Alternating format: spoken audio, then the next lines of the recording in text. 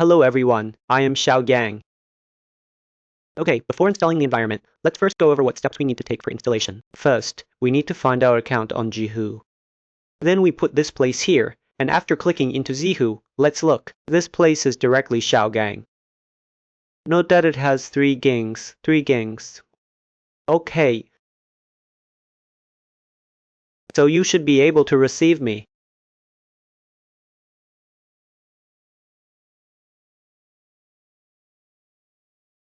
Two gangs. Sorry, I said it wrong. I will remember this name. On Bilibili, it is Unreal Xiao Gang. And on Jihu, it is Xiao Gang. Then we click to our first section, in P portion of the programming environment. Okay, it means we must have our own development environment. Why do you say that? Because you are a programmer. Your development environment. You must conduct your dedicated development.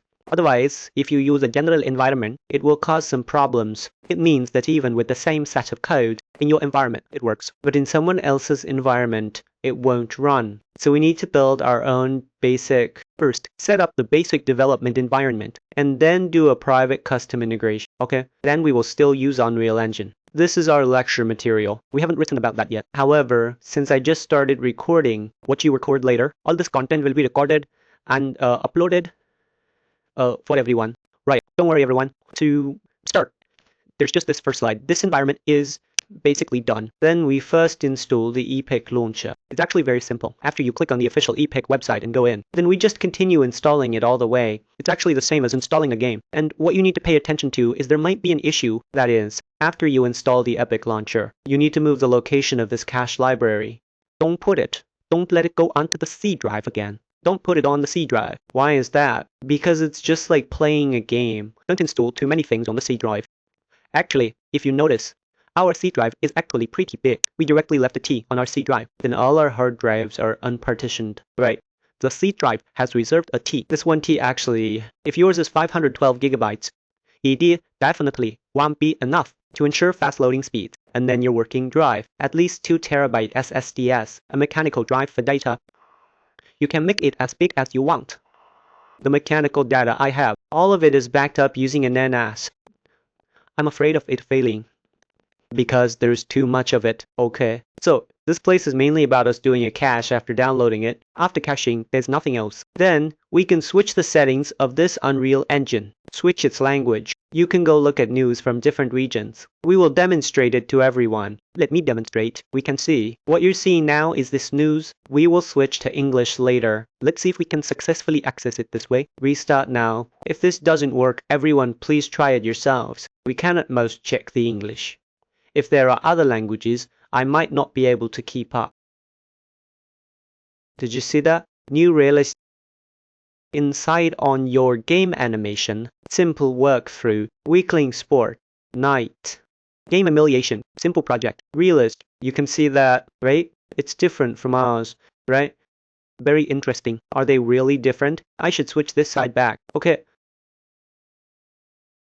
Then you should note, sometimes we might not have internet, but the Epic launcher also supports offline, so there should be no problem. And the launcher, this can be put on the C drive or also put on the application drive, but you shouldn't put it in your, don't put it into that thing called, think about it, don't add special characters, cry, and don't put it in Chinese parts, key points, don't put it in this Chinese path. Next, let's take a look below. Then this is the normal version update, and there's nothing wrong with this either. Then here we can select this different requirement. What platform do you need to develop for? What level of development do you need? Like this place of mine, right? It hasn't been launched yet. I have installed many engines here, and if you install a fully released version of an engine, it will be nearly 100 gigabytes. A complete engine is at least 3G, GOGG. If I install it according to the highest standards, I might just need several hard drives for the engine alone. Several solid-state hard drives. We can't do this. The version I develop myself must be dropped. The debugging symbols and the engine code and other versions are just for packaging and testing. You might not need to include the bootlegging symbols. It's generally used like this. And the corresponding one here is for beginners. It has some template functionality. The engine code will be selected, beginner content. It has a package called start content. When we set up the project, you can select that package. It will give you some stuff. It's roughly like this scenario. A template package is a third type text template. Since we're going to start discussing it here, we should try our best to give everyone cool process flow, because initially, maybe just talking about games, it should be fine for friends who have used it. Maybe those who haven't used it. It might sound a little stressful for newcomers. Okay, and this part is normal, because after you finish launching, he's going to check if you have these engines locally. You can open this task manager. You often see, look at this spot. There's a high-speed read and write, right? Which proves that the engine is missing now. Then launch the project. Everyone, don't worry, we'll cover them consecutively. After we finish talking, there will be step-by-step videos. We'll show them one by one, so that everyone can follow along. Now the editor has been launched. Okay, the editor starts initializing. Next, it loads modules. It's loading files. And after 75%, it starts accelerating. Load the default module. This engine was completed quickly. Loading modules from different stages. A module. They are just groups of code. We shouldn't have any problems in this area. And then over here, these things are these. It's templates and function packages. And in this place, there's a beginner package. After you include it, it will give you some default assets. This blueprint stuff, we won't emphasize it. We continue going down, and this is the debug symbol. We must have debug symbols to be able to break the execution of this engine code. Then we have another method. For example, if we already have this engine on our computer, but we reinstall the operating system, the Epic Launcher cannot find this Unreal Engine. What should we do then? We can install a portion first, and then bake this existing engine into it, and then it directly enters this validation state. This way, we avoid the process of installing it repeatedly, and actually it's just the store asset. So let's just remove this part. For example, I am currently in the store. I found an asset. If this asset only has the 4.27 version, then you can't use it in the 4.26 version, because assets in the engine don't support being used across different versions like that. Assets, especially blueprints, don't support being used across different versions like that. The code itself is fine. For the code, you just need to ensure compatibility at the code level. You just need to implement version control on the code side. And then after validating against the engine version, your code is fine. So, generally speaking, when we make plugins or assets, we usually start by working on lower versions. For example, there are some assets in this area, right? Some assets, right? And then, for example, a specific asset. So, a version that is created. In which versions can it be used to its fullest? We can take a look. Let's change it to a prop.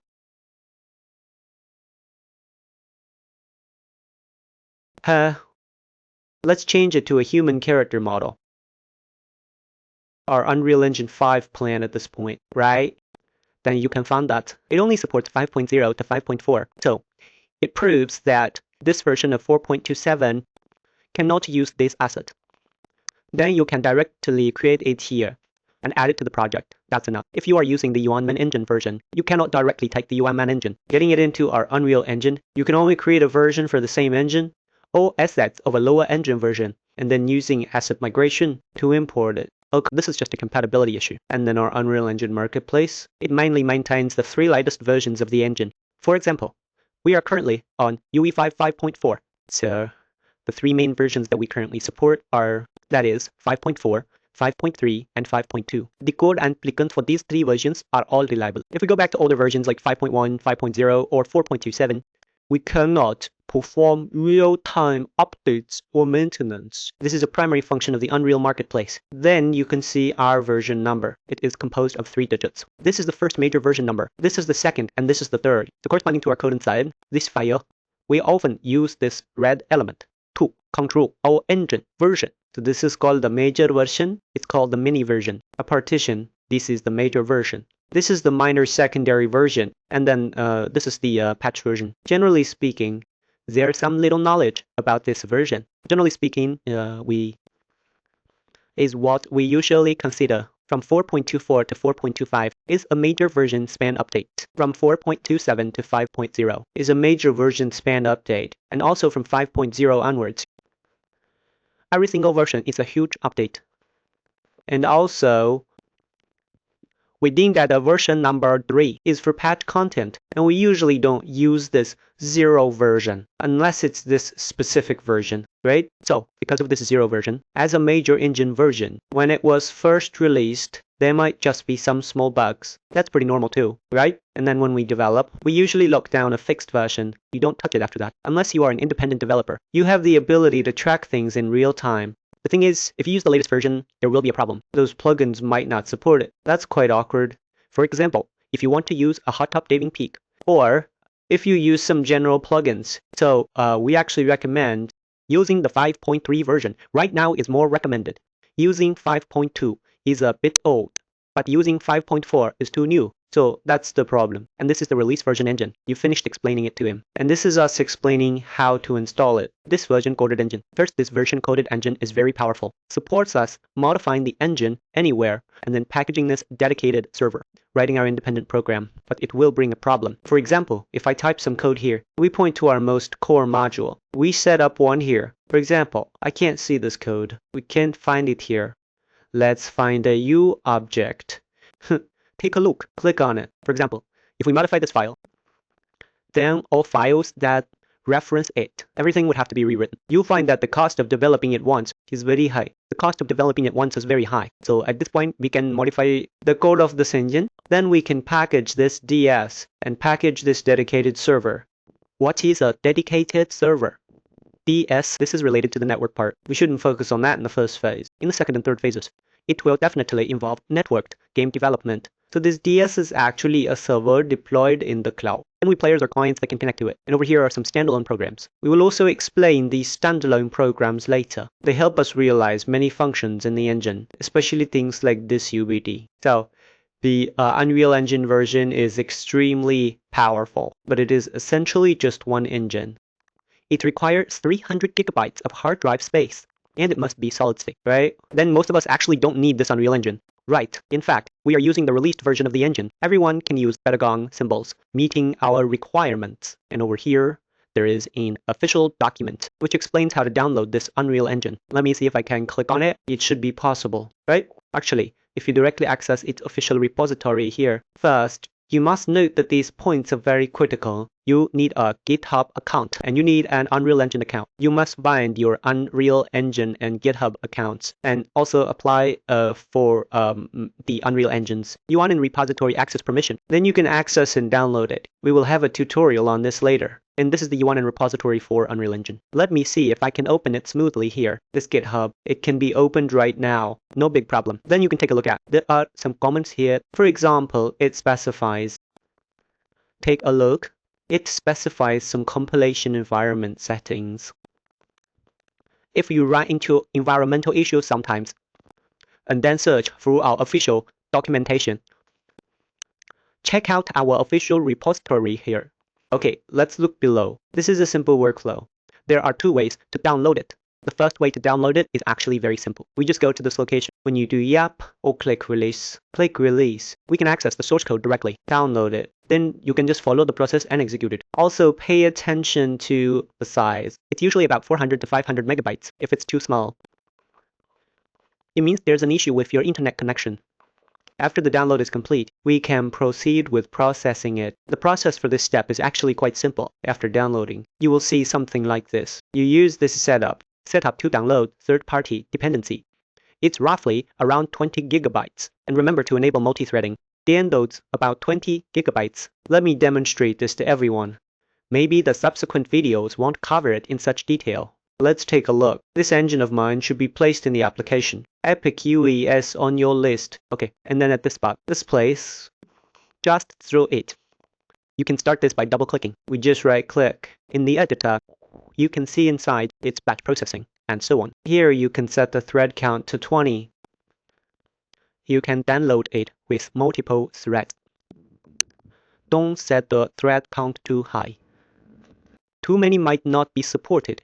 And this download location of yours, dependency, and this place allows for resuming interrupted downloads. It might also download quite slowly. Today, it should take several hours to download. It should be fine. It's not very slow.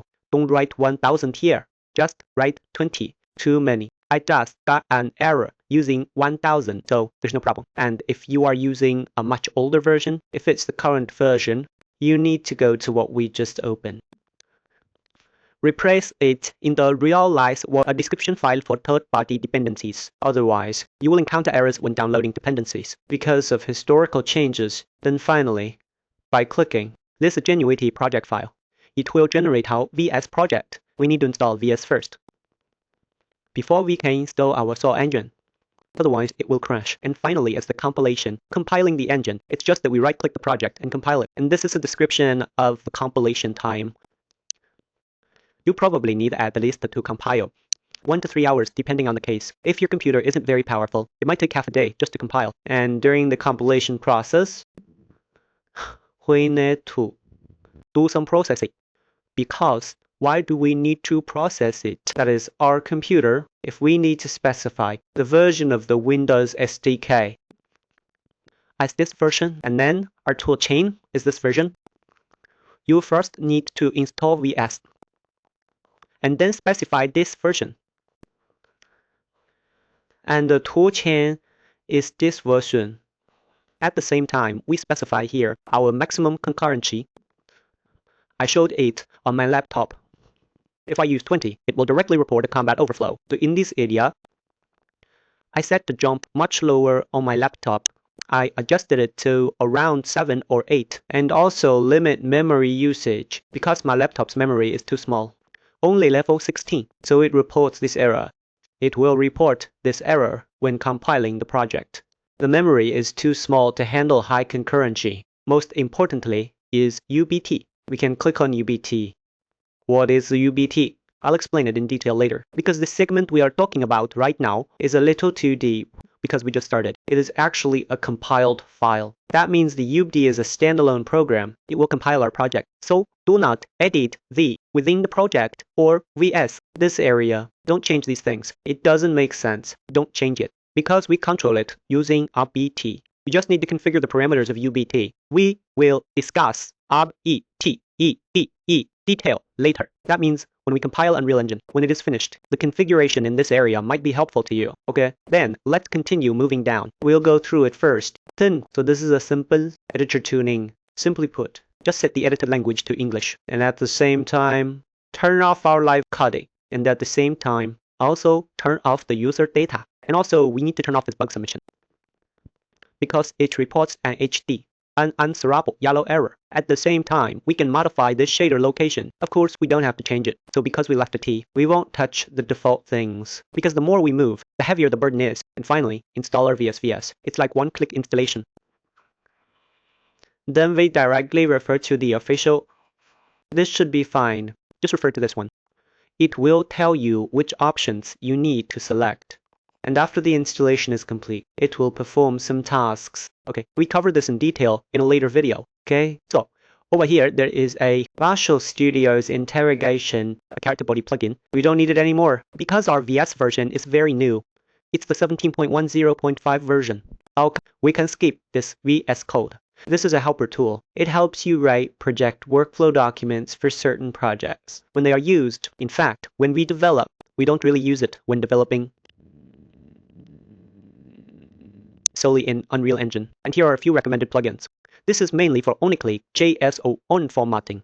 This is for the convenience of exporting PDF with marked syntax. This is to conveniently organize the vertical structure of markdown files. This is from VS Code. Yes, it's just VS Code text. In this area, VS Code is a very powerful tool. Many programmers like to use it. But for Unreal, we still need to use Visual Studio because VS Code is too lightweight. Correct. It's him. Okay, and this is a guideline. Then we just install it with one click and it's done. We just want to do simple version control. And remember to turn off case sensitivity. Turn off ignore case. It's that we need to distinguish case. Note that this sentence is a bit bad. We need to distinguish case. Yes, if we don't distinguish case, two words will appear. One capitalized and one lowercase. They are recognized as the same on gate. Then the asset represented by these two words will have serious problems. And at the same time, we need to adapt Chinese to avoid becoming stored numbers. Then we won't go into detail about the survival keys for gate. If we connect it to GateHub or GateLamp, we won't expand on that here. We just need to use it for local management. Then the gate file is a ROD file. We should cover that later. Let's take a look. If not, I should probably post this for everyone. We will. I will post it below the course, or supplement it in the article. It shouldn't be a big problem. Basically, with this lesson, you've reached this point. You all really don't need to worry. Please note that this place needs to be changed. This Microsoft input method is just about changing this counter sheriff. Also, get rid of the traditional Chinese character toggle, and then change all the Chinese and English ones.